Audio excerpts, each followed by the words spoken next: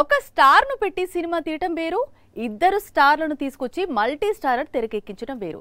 హీరోతో సినిమా తీస్తే ఆ హీరో ఫ్యాన్స్ పై ఫోకస్ పెడితే సరిపోతుంది. కానీ మల్టీ స్టారర్ అంటే చాలా లెక్కలు ఫాలో కావాలి.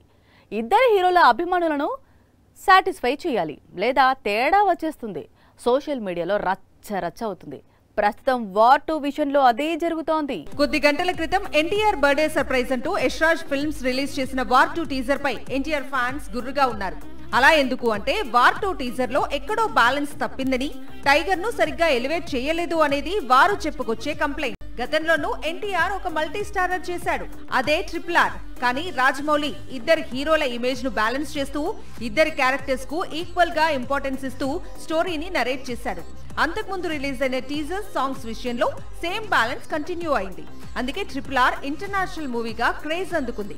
కానీ వార్ 2 టీజర్ దగ్గరే తెలుగు హీరో ఎన్టీఆర్ కు సరైన స్క్రీన్ టైం ఇవ్వలేదని, మొత్తంగా వార్ 2 టీజర్ తాము ఎక్స్పెక్ట్ చేసిన విధంగా లేదని చెబుతున్నారు టైగర్ ఫ్యాన్స్.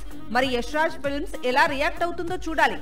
టైగర్ అభిమానులను కూల్ చేయడానికి మరో టీజర్ రిలీజ్ చేసినా ఆశ్చర్యం లేదు. ఆగస్టు 14న ఈ చిత్రం పాన్ ఇండియా ప్రేక్షకుల ముందుకు రానుంది.